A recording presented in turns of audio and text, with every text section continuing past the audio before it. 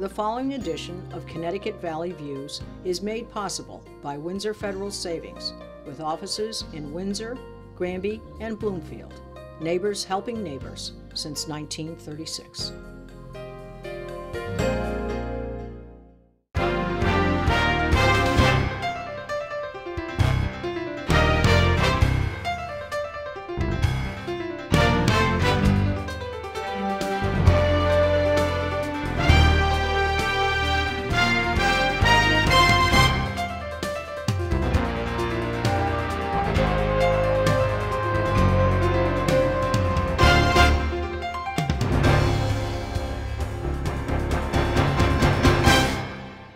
Hello, I'm Susan Regan, your host for Connecticut Valley Views, and today we are visiting in Hartford, Connecticut, United Way offices. And I'm here with Susan Dunn, President and CEO of United Way. It's a pleasure to be here with you today, Susan. It's a pleasure to have you here with us. Can you tell me a little bit about the United Way? I think people have their specific thoughts about what it is, that it's a great group, a great fund of money, but they don't know the specifics. Now, this is Central and Northeastern Connecticut. Where did you begin and where are you today? Well, this organization really began right in Hartford in 1924. And it was founded by three leading business people in Hartford. And they were from companies that are still in Hartford today. So it's a wonderful tradition of supporting our community. They were Mr. Corson, Mr. Collins, and Mr. Conning. And if you look at... 3 C's. That's exactly right. Yeah. If you look at the press from back in 1924, that's how they were referred to, the 3 C's. And they are from Hartford Steam Boiler, the Phoenix Insurance Company, and Conning and Company. And those are all businesses that are still very active and viable here today. I think that's the perception, that giving to United Way was through a business. Mm-hmm. You worked at the business, mm-hmm. and you either volunteered or you gave money through your business. But I think that's changed, and we'll talk more about that. Because I know that we also have guests that we're going to have from the Women's Leadership mm-hmm. Council and the Energy Leaders Group. So you're quite diverse today. We are. We still have a very privileged place in the workplace, and the majority of our dollars that we raise each year do come from people generously giving in their workplace. So you know the old saying, "I gave at the office." Yes, which always exactly. used to be connected with United Way. Many people, we still have about 50,000 people that are giving at the workplace, and we're very thankful for that. And it adds up to a lot of money, almost $26 million we raised this past year, thanks to those generous folks within the workplace. But yes, as we have evolved, we are looking to specifically set priorities in the community, which we've done to make change in the community. The dollars we raise through the campaign are not enough to make those changes that we want to see made. So that's why you've expanded beyond that. We have, and we have to work with many partners in a collaborative way if we're actually going to be making change in the community. And the needs change. The community needs change. You know, it's very interesting. When I look back at 1924, some of the first 26 organizations that we funded was the Tuberculosis Society, mm-hmm. tuberculosis, diphtheria, those are things and those things are gone? Pretty much gone at this point. So clearly those are things that would not be funded today. But you're right, the world has changed. It's become much more complex. And the hard issues facing our families and children cannot be solved by one agency, one organization, one school can't do it. And with different groups, they can focus on the specific need for that area rather than have spread people too thin.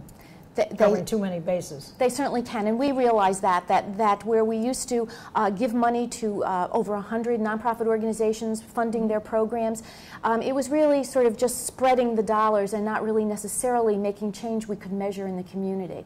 So we've narrowed our focus. We're focusing on helping children succeed in school and families to become financially stable while continuing to support that health and safety net of services. But that's just a Band-Aid. Sure, sure. Well, I think an interesting question is what makes you different from other nonprofits? Because you're covering a lot of different subjects, and perhaps they may even be doing some of the same subjects. What makes you different?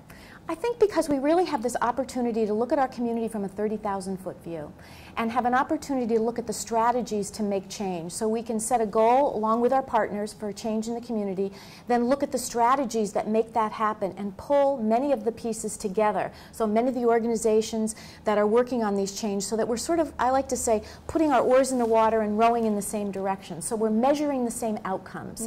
If we're actually going to change the needle on, for example, the number of children who are proficient readers by the end of 3rd grade. Now this is a new venture, this children's thing, isn't it? When did that start, this focus on the children? When was that initiated? It's really been initiated more strongly and articulated more strongly over the last few years. We've always put much of our dollars into children, much of it in early childhood education. But that was health, wasn't it? Wasn't it health specifically? No, it was it's always all along been as well educating them. It has, but it's been focused on early childhood, which we're continuing to do because we know if children enter kindergarten ready to learn, their chances for succeeding in school are much greater. But the emphasis, so that's important, and we're continuing to support that, but we are putting a focus on this third grade reading because it has been proven over and over again by study after study that if a child is not a proficient reader by age 8, the end of third grade, we can predict their chances for graduating high school are not good. That's a scary thought. It's very scary. So the sooner you get on the dime, then the better off you are. Yes, children are learning to read before they're 8. After 8, they read to learn. And so it's very important that they are good, solid readers at age 8 so they'll be able to learn what they need to learn to survive in life, to become good employees in this community. Certainly, and the world is so competitive these days. If you don't get a good head start, if you don't get a good breakfast, the rest of the day is gone. Right. We really look at it as an economic policy in many ways. Sure. Because we're making sure there's going to be an educated quality workforce here for the companies that are here. Well, I guess along with that, too, is the fact that this is not a once-a-year thing. You have fundraising go throughout the year. How does that work into your program? Well, as we say, we'll never say no to taking, taking any contribution. Actually, you know, the primary focus really is in the fall when we are primarily in the workplace asking people to give. But there are companies that run campaigns in the spring, in the winter, all different times of year. We're also looking at private foundations, corporate foundations, even some government grants to help us do this work, to help to fund the strategies that are proven to make change in our community for children and families. Now, you don't get any state money No. or any federal money. Not to so operate it's grants, private donations, and Yes. business contributions Yes. through the employees and the businesses themselves. Right, and these are foundations and grants that these are people that we're in alignment with the change we see needing to be made in the community. So in other words, these are people that are interested and organizations interested in seeing children succeed. These are also organizations, we also help families be financially stable. So they're very interested in helping us do that. So it isn't just any organization, it's those that share the values and the goals that we also have. I've noticed in some of your materials the words community investment are used. How would you translate that? Well, I would say those are the dollars that come to us that we would call them resources under management. Those are the dollars that we have to invest in the community. And it's still a volunteer-driven process, as it always has been. We have 80 volunteers each year that are monitoring the dollars that are invested, so to ensure our donors' dollars are well spent, because we take that stewardship role very, very seriously. Now, those volunteers, do they change over a period of time? You have some consistent volunteers, or is it a continuum of changeover? Yes, to just about all you said. Okay, There's some that stay for many years and help us. There's some that come and go based on their life circumstances. So it's a little bit of everything, which makes it a very strong system because you need that continuity. You need people who have been part of it Sure, to help. They can help the others. Absolutely. But it is such, we do find that once people do it, they do like to stay. They really, it's a decent commitment of their time. Actually, this time in But springtime. Rewarding. It's very incredibly rewarding in terms of going out, visiting the programs, talking to the people who run the programs, maybe talking to the individuals who are receiving benefit from the program. And again, making sure that it's not just about the number of people served, but the outcomes. What change in the life did this program make that's working toward the goals of the community, to make change in the community? Well, that leads me to my next question. What do people want for their communities? Do you have people who actually submit requests for it within a certain area? We need this. We do, but what we really have been doing is going what we call turning outward, and we've been going out conducting a series of community conversations. So we're listening to people in our community, a diverse group of folks, suburban and urban, and asking them, what are your aspirations for our community? And I don't think anyone will be surprised, but what we're hearing is they want a safe neighborhood. They want a good quality. That makes sense. Doesn't it make sense? Yes, absolutely. They want a good quality education for their children, and they want jobs. And so, you know, really not surprising. And they want that sense of community. They feel they've lost that sense of neighborhood. What can they do to be involved with United Way? Obviously they can give money. What else can they do? Things other than volunteering, and when you do volunteer, what does that encompass? Well, we talk about it as giving, advocating, and volunteering, and certainly the giving piece is fairly obvious what that is. The volunteering, we have a wonderful tool on our website called Volunteer Solutions, so that people, if they want to volunteer in the community, can go on our website and they can put in, I want to work with children once a month, 10 miles from where I live. And it will give you all the opportunities to do that meet your needs. So that's a great way to sort of dip your toe in the water in terms of volunteering. And again, it meets your needs. It's customized. And then advocating. And I call that lending your voice. So understanding, you know, what some of the policies are, whether it's a municipal policy, a state or a federal policy, and how that's going to impact people who are struggling to make ends meet in our community. And Susan, what do you see 1, 3, 5 years out? Where do you see United Way going? Do you see an objective that you set up? I do. We've set some goals that we'd like to see. One of them has to do with more children reading on grade level, being proficient at 3rd grade. So we'd like to see the needle moved in certain communities where they're measuring this, how important it is to ensure. So we believe we will see the needle move in some of our urban areas in the greater Hartford region as a result of the work we're doing and many others are doing, because no one organization does it alone. We also believe we will start to see more financially stable families. And we're helping to listen to what the employers need and matching that with the training and the skills that are necessary to have an employee be successful. And we're looking at 3 sectors that are here to stay and that are growing. So advanced manufacturing, health, and utilities, what we call utilities, which would be Comcast or the electrical utility companies.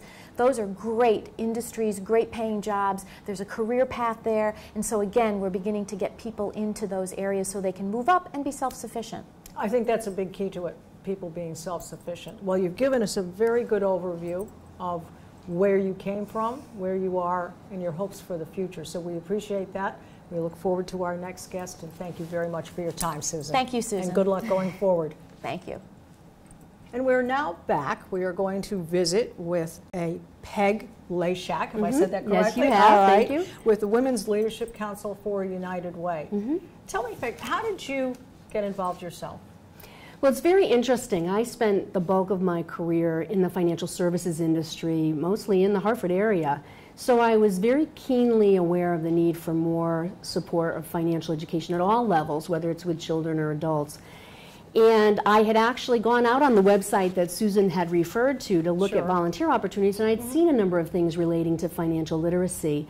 But it was last year at the first anniversary of the Women's Leadership Council that was held at the Alfred E. Burr Community School, where they were talking about the work they're doing around family financial stability, that really caught my interest, and it just seemed like a match made in heaven. And so I quickly asked at that evening, how could I get involved? And there was no shortage of opportunities that were presented right then and there. Well, let's take that term, financial literacy. Is that understanding how to handle money?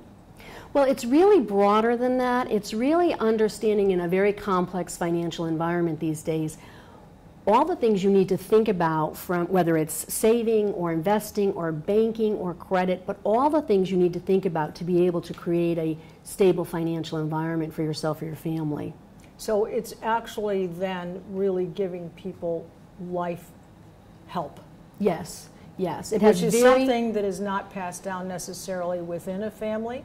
Nor is it necessarily, although in some cases it is taught in schools, but not always, how to handle a checkbook. Correct. How to take care of things for Correct. yourself. So I think this is an important part. There's a lot of things that people don't understand once they start working about how to manage funds that are coming in and how to make really smart decisions to be able to, in the long term, become more financially stable. And I think there is also a feeling of safeness if they get it through United Way, because there's so many scams out there, people who want to help you with what to do with your money. Absolutely. You have to be very, very careful. So this is obviously a trusted organization in the community. Now, what is the purpose of the Women's Leadership Council? What do they do specifically? Well, the Women's Leadership Council was launched in October of 2010, and it was established to really harness the power of women to really make a difference in the community, to really improve lives by looking at some of the really critical needs in our communities. And in this case, it was really about working with families to help them become more financially stable. And so what you're saying is that you felt that this was a gender-oriented subject? Well, you felt it was the women needed it more than the men? Is there focus on that? In many cases, you have single heads of households who are women, and they weren't sure necessarily where to turn or how to get help. And so by looking at doing this through the community schools, which are already understood to be a place where people can go for support, for information, for resources, it was a very natural setting in which to offer this type of information. But let me explain a little bit about how we're set up. We work with a number of partners to make this happen. So as I mentioned, we're offering these services at the Alfred E. Burr Community School in the south end of Hartford. And so we partner with the Hartford's Community School group, with the Village for Families and Children, who are actually located right at the school and provide services there. Okay. So between the school leaders at Alfred E. Burr and the Village for Families and Children, they really help to manage and oversee the program. We also partner with an organization called Co-Opportunity that really brings us the technical knowledge and the resource and the materials to deliver the financial education. So we have someone on site at the Alfred E. Burr Community School who offers the education to the women as they come in. All right, so it's really a net. It's a network of people who are all focused on the same project, all working together. Yes. All right. Why was this initiative chosen by WLC? I know you said that you saw that there was a need. Did that need get recognized by United Way, or did you see women talking about it or coming to you saying, we need help? Who started that? I think it was a joint realization.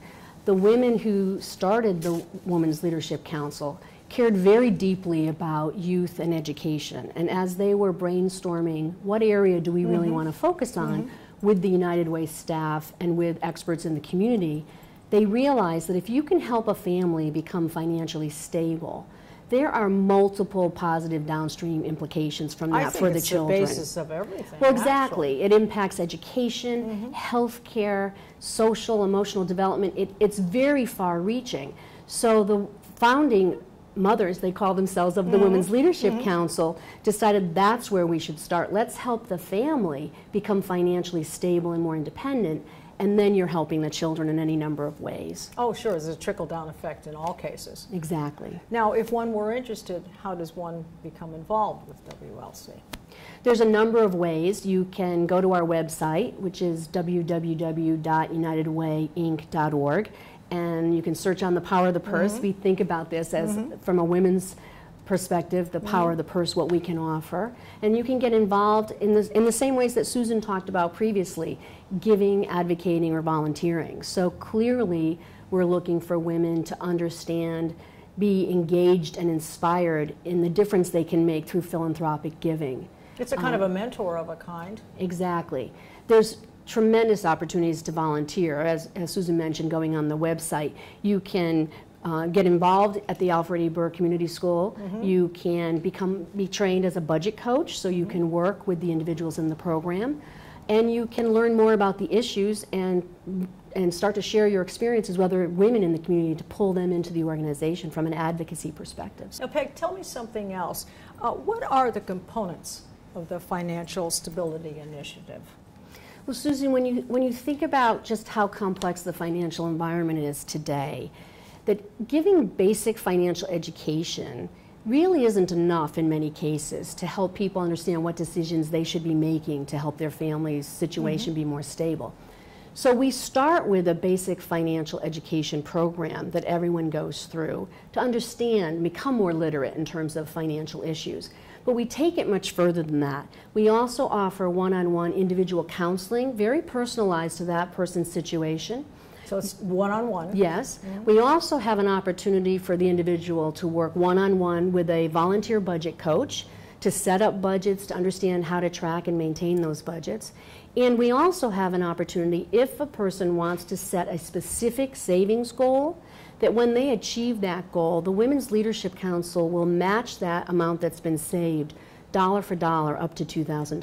Gosh, that's an excellent program, excellent program. And I do want to say, I'm sure all information, financial information, is kept confidential. Absolutely, absolutely. There's no need to worry about any of that. What might you say they would be intangibles, but what would be the benefits of being a mentor, let's call it? Sure. I would say the opportunity to truly directly help change someone's life toward becoming more financially stable is a clear benefit. I think other benefits are you're getting to interact with and meet talented women from across the communities. And so from a networking perspective, professionally and personal networking and learning from others, hearing about issues in the community, it's just an opportunity for you to be more engaged with other women. And as I mentioned, I think it's a gateway to opportunities to give back more to the community through volunteerism. Well, I'd like to take the opportunity to thank you for all the time that you've given to United Way and helping women and families in the area. So it was a pleasure to talk to you, Pat. Thank you. We are now going to have a discussion with Jack Seuss with the Emerging Leaders Group for United Way. It's a pleasure to be here with you, Jack. Great to be here. And please tell me, how did you get involved? I've been involved with the group for about 9 months since its beginning. And I first became familiar with United Way's initiative to involve emerging leaders and young professionals in their work through the community campaign at Pratt & Whitney, which is where I'm currently employed. Now, this group, this whole idea for this group, there was a significant planning put into it, is that correct? And then you had a kickoff event somewhere along the way. Correct. There was about 7 or 8 months of planning before we actually kicked off the group, and our steering committee was put together very early on in the process, and there's a board of 16 of us who have done a lot of really hard work and due diligence to make sure we found this group on solid ground and kind of launch it from an area that we will succeed and help United Way achieve its goals as well. Well, you said you have a steering committee, that's 16. Correct. And then the balance of that volunteers? Yes. Is that correct? So total, Correct. In total, how many people? We have about 30 to 40 people involved, and we're growing. Okay. So. Well, it strikes me from you being on the committee that this is obviously the younger group. This is the youth group. What age group are we talking about here? We target about 21 to 40-year-olds. People early out in their careers, maybe new to Hartford, new to the area, and looking to get involved in their community. Now, beside people looking on the website and so forth, do you do a personal one-on-one kind of to get them to come in, get them to work in a committee? How does it work to add to it when you need them? We reached out to a lot of local organizations and companies and sat down with their young professionals to see what they were interested in. So we met a lot of people through that, and also our board, our steering committee, through their personal networks and professional connections, have introduced a lot of people to our group. So it's a lot of word of mouth, it's a lot of kind of social media type. I think the youth of today is very anxious to help, isn't it? I think it seems so. as though your generation is very anxious to make the world better. Yeah, you know, I don't think it's necessarily our generation. I think it's the ability for people to get things what they want right away now. I mean, we want it, and we want it now, and I don't think that's reflective of just youth. I think it's everyone, and that's really important for the work we do in the community, because we want to do something fast and quickly and big and impactful, and the more we reach out to people, the more we see that, and it's a really great feeling to have. Sure. How do you see this youth group, this emerging group, let's call it, or as it's called, how do you see that working into United Way's key priorities? Well, we're very closely aligned with United Way, and our priorities are informed by theirs. So our focus for the work we do in the community through volunteerism, advocacy, and donorship is directly aligned with United Way's goals. What do you see as the volunteer opportunities within the group? What kinds of things do you do? You know, I think there's power in being able to point to something and say, I did that. So the community work we do, the volunteerism opportunities we provide are going to be aligned with projects that people can get involved with any step of the way and really make a difference and be able to see the time and effort they put in to turn into something. Which I also think, looking at what are the benefits, it looks good on a resume as well. Yeah, you know, it does, but we found that people who get involved in our group really aren't interested in the resume aspect. It's great to meet people and professionals and other young people who are in similar fields or kind of growing in their careers, but people are getting involved in this because they want to, and they want to make a difference. And the community networking is really important to them. Sure. What do you see as the most important aspect to your particular group? You know, if you could pinpoint what you're doing specifically to help. Right. I think, I think it's visibility. Mm-hmm. I think it's the visibility to see the needs that are out there, and United Way helps us identify those. It's the visibility to see a path to fill those needs, mm-hmm. and it's the visibility of the work we do in the community. So in our due diligence leading up to the formation of this group, we saw people doing amazing things in the community. A lot were aligned with businesses they worked for, the organizations they were already a part of, but the messaging time and time again was we could do a lot more collectively. And United Way has been great in helping us identify the needs, and we're getting better and better at helping fill those. Well, I think it's the investment, the community investment, because what we've seen here is an overview of what United Way is about, where we've seen particular needs for women and for men and for people who are in single situations, household situations. Now this is the new face, this is the youth face of the organization that's the future group that's going to face the challenges of what's ahead. And so therefore you are bringing that aspect and the planning for the future. Right. That's how I see it. Absolutely. And I learned very early on in my career, I worked in nonprofit, and I learned that philanthropy isn't charity. Mm-hmm. And that was a huge realization for me, that the check that you sign is as important as the work you put into what it goes to. So I think, young professionals might not have a lot of money to give, mm-hmm. but the time that they put in is of equal or greater value, especially when they stay engaged and they become future donors to United Way. And, I think they become better parents too, and better parents make better children. Right. So I think that whole process is wonderful. Now you have, do you have some specific events that are coming up that you can tell us about? Right, so we'll be launching our project, our volunteer project, very soon. We're discussing that internally, exactly what we want to do for the year. So there'll be a number of volunteer opportunities associated with that. And we also have some professional development opportunities and networking opportunities coming up as well. So the best way to stay informed on those is to visit our website. All right, now you have a theme. We have a theme. What is that theme? Our theme is do something big. And that was also informed by the people we talked to in the steering committee. And we found that people in our generation really want to see something happen. They want to say, I was a part of that, and want to tell people about it. I think there's a pride. Yeah, the theme behind that is, I think people want a story to tell, and a story to write, more importantly. And being able to give that to them is a great sense of pride for our steering committee, but also a great motivating factor and value proposition for our members. Well, Jack, I think you have given us a very good overview of that. I'd like you to give a personal invitation to the young people out there to join and help and volunteer. Yeah, I mean, please do something big. Do something big. Please feel free to reach out to United Way, visit us on our website, get engaged. And a really important part of our group is we understand that people are busy and they're early in their careers, and I'm busy as well. So we don't ask for a firm commitment that you have to come volunteer every week or every month, but we want to provide you opportunities aligned with things that you're interested in. So if you have an idea or an opportunity, reach out and talk to us. Great. Well, thank you, Jack. I'm going to give the website also, since we've mentioned it many times. That website is unitedwayinc.org. And I want to thank you, Jack, very much for your time and effort. Well, I wanted to wrap the show in telling you folks, for all our viewers out there, that you can see all of our programs on our website at www.connecticutvalleyviews.com. This is Susan Regan. Thank you for joining us in bringing proof to the people.